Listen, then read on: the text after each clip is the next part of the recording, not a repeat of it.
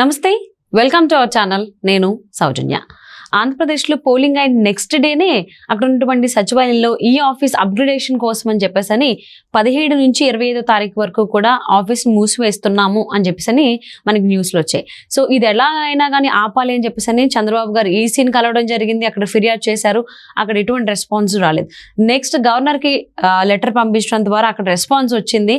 So ఈ అంశాన్ని మనం ఏ విధంగా చూసుకోవాలి ఏంటి, ఈ అంశానికి సంబంధించి మనతో మాట్లాడడానికి, వారి విశ్లేషణని మనతో పంచుకోవడానికి ఈరోజు మనతో పాటు ఉన్నారు సీనియర్ పొలిటికల్ అనలిస్ట్ రాజేష్ అప్పసన్ గారు ఉన్నారు. వారితో మాట్లాడదాం. నమస్తే అండి. సో ఫైనల్లీ అయితే ఈ అప్గ్రేడేషన్ కోసం 17th నుంచి 25th వరకు సచివాలయంలో ఉన్నటువంటి ఈ ఆఫీస్ని క్లోజ్ చేయాలని చెప్పేసి ఇప్పుడు ఉన్నటువంటి ఆబద్ధం ప్రభుత్వం ప్లాన్ చేసుకుంది. దానికైతే ఫైనల్లీ అడ్డుకట్టపడింది. సానుకూలంగానే స్పందించారనుకోవాలి గవర్నర్ గారు అయితే చంద్రబాబు గారు రాసినటువంటి లేఖకు సంబంధించి. మరి ఈ అంశాన్ని ఏ విధంగా చూడాలి అంటారు? వాస్తవంగా ఈ ఆఫీస్ పోర్టల్ ప్రభుత్వ అధికారిక కార్యకలాపాలకి దాన్ని ఒక పోర్టల్లో అప్లోడ్ చేసి బ్యాక్ ఎండ్ లాంటిది, బ్యాకప్ లాంటిది. అంటే మామూలుగా మనకి ఫైల్స్ ఉంటాయి, హార్డ్ కాపీసు. ఆ ప్రతి ఫైల్ని కూడా ఈ సర్వర్లోకి అప్లోడ్ చేస్తారు. అంటే ఒకవేళ ఏ ఫైర్ యాక్సిడెంటో, ఏ న్యాచురల్ కెలామిటీయో, లేదు ఇంకేదైనా ఒక అధికారి పొరపాటు వల్ల ఒక ఫైల్ మిస్ అయినా దాని బ్యాకప్ ఈ పోర్టల్లో దొరుకుతుంది అనమాట. డిజిటలైజేషన్లో భాగంగా ఈ వ్యవస్థను తీసుకొచ్చారు. తీసుకొచ్చిన ఈ వ్యవస్థలో రాష్ట్ర ప్రభుత్వ ఈ 5 సంవత్సరాల కార్యకలాపాలకు సంబంధించిన పూర్తి సమాచారం నిక్షిప్తమై ఉంటుంది.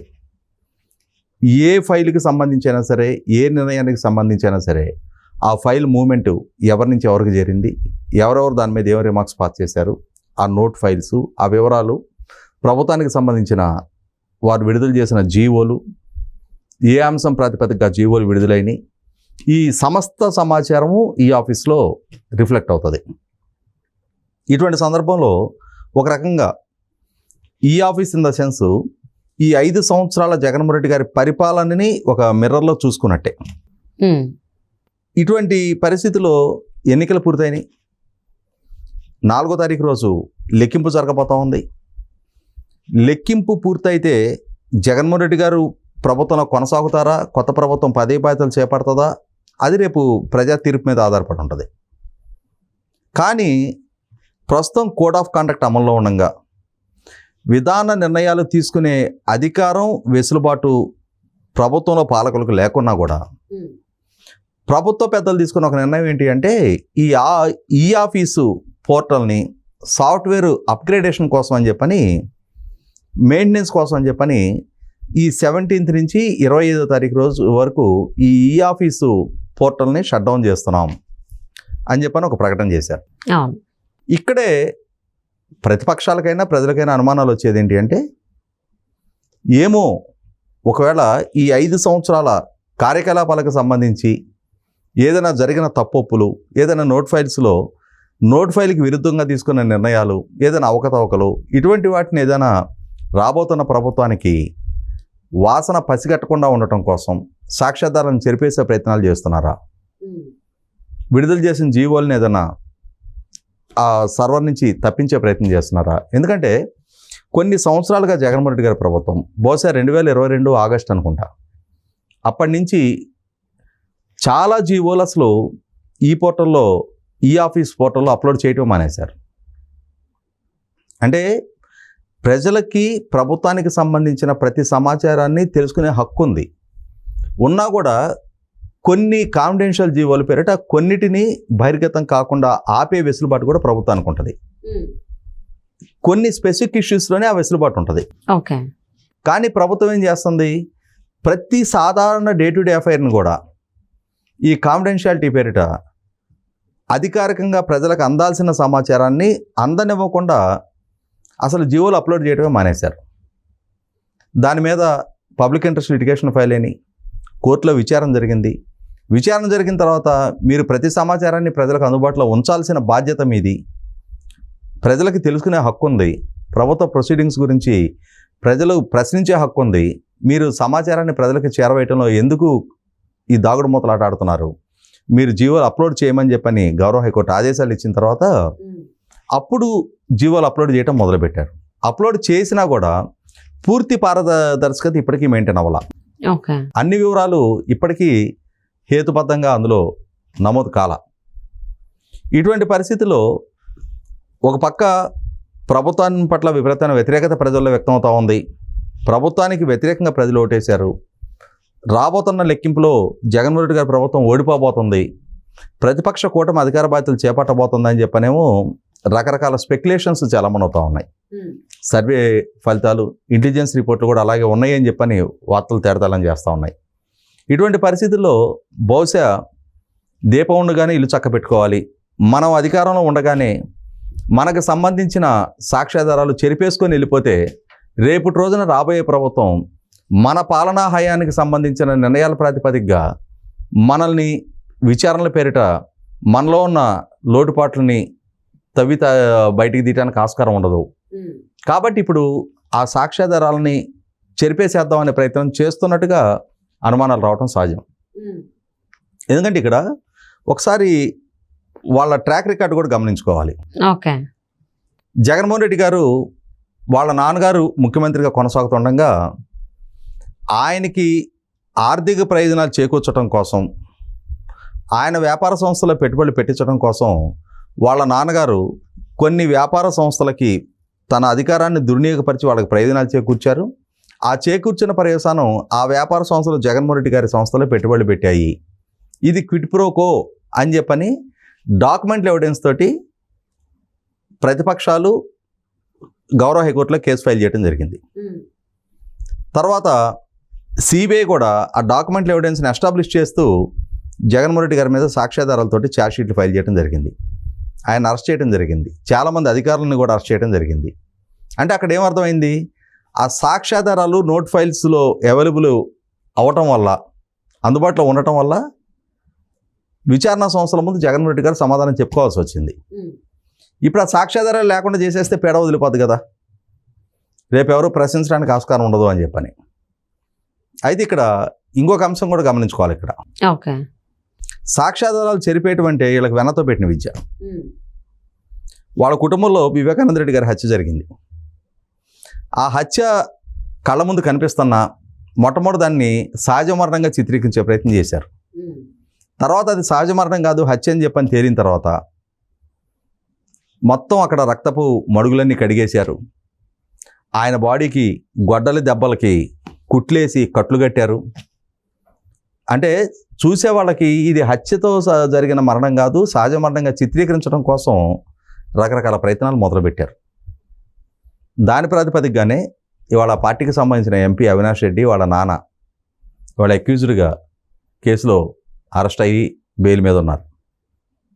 అంటే సాక్ష్యాలు, హత్య కేసుకు సంబంధించిన సాక్ష్యాధారాలైనా అంత ఈజీగా చెరిపేయగలిగే నైపుణ్యం, పరిజ్ఞానం ఉన్న పార్టీ నాయకులు ఇవాళ పాలనలో ఈ మధ్యకాలంలో చంద్రబాబు నాయుడు గారిని అరెస్ట్ చేశారు. అరెస్ట్ చేసిన సందర్భంగా ఆయన మీద రకరకాల ఆరోపణలు చేశారు. ఈ ఆరోపణలని నిజం అని చెప్పని నిరూపించే ప్రయత్నంలో భాగంగా కొన్ని సాక్ష్యాధారాలని సృష్టించారు. ఈ మధ్యకాలంలో చూసాం, ఆ సిట్టు కార్యాలయంలో రఘురామరెడ్డి గారు డిఐజీగా కొనసాగుతున్న కార్యాలయంలోనే చంద్రబాబు నాయుడు గారి కేసులకు సంబంధించిన కొన్ని పేపర్లు గుట్లగా వేసి తగలబెట్టారు. ఎందుకు తగలబెట్టారు? ఒకవేళ రేపు ప్రభుత్వం మారితే చంద్రబాబు నాయుడు గారి మీద విచారణ సంస్థలు సృష్టించిన సాక్ష్యాధారాలు ఏంటి అని చెప్పని నిగ్గు తేల్చితే ఈ ఆర్కిస్ట్రేటెడ్ సాక్ష్యాధారాలు సృష్టించినందుకు శిక్షార్హులు అవుతారు. అంటే తప్పుడు కథనాలు వండివార్చి ఒక మాజీ ముఖ్యమంత్రి మీద తప్పుడు కేసులు నమోదు చేసి ఆయన్ని జైలు పాలు చేసినందుకు అటువంటి కుట్రలకి కుతంత్రాలకి పాల్పడిన అధికారులు బాధ్యులుగా మారతారు. కాబట్టి ఆ సాక్ష్యాధారాలు చెరిపేసే ప్రయత్నం బాహాటంగా ఆ సిట్టు కార్యాలయం ప్రాంగణంలోనే గుట్లగా పోసి నిప్పిపెట్టి తగలబెట్టారు. అవును, అది జరిగిన కొద్ది గంటలకి ఆయనకి ట్రాన్స్ఫర్ అయింది. సో ఇక్కడ ఏమర్థమవుతుంది, ప్రభుత్వం తన ఫుట్ ప్రింట్స్ని చెరిపేసే ప్రయత్నం చేస్తుంది. తన అడుగుజాడల్ని, సాక్ష్యాధారాలని కంటికి కనిపించకుండా చెరిపేయాలనే ప్రయత్నం చేస్తుంది అనేది వాస్తవం. ఈ పరిస్థితుల్లోనే చంద్రబాబు నాయుడు గారు ఈ ప్రభుత్వం ఇటువంటి దుశ్చర్యలకు పాల్పడటానికి ఆస్కారం ఉంది కాబట్టి అటువంటి వాటికి ఆస్కారం కలిగకుండా ఇప్పుడు ఈ ప్రభుత్వం ప్రయత్నం చేస్తున్న ఈ ఆఫీస్ అప్గ్రేడేషన్ ప్రాసెస్ని రాబోయే ప్రభుత్వానికి వదిలేయమనండి. వీళ్ళు ఇప్పుడు ఇది చేయటం ద్వారా వాళ్ళు సాఫ్ట్వేర్ అప్గ్రేడేషన్ కాదు, వాళ్ళు ప్రభుత్వంలో ఉన్న కార్యకలాపాలకు సంబంధించిన సాక్ష్యాధారాలను చెరిపేసే ప్రయత్నం చేస్తున్నారు. ఇది నేరపూరిత చర్య, దీన్ని మీరు అడ్డుకోండి ఎలక్షన్ కమిషన్కి ఫిర్యాదు చేశారు. ఎలక్షన్ కమిషన్ దగ్గర నుంచి సరిగా స్పందన లేదు అని చెప్పని గవర్నర్ గారికి ఫిర్యాదు చేశారు.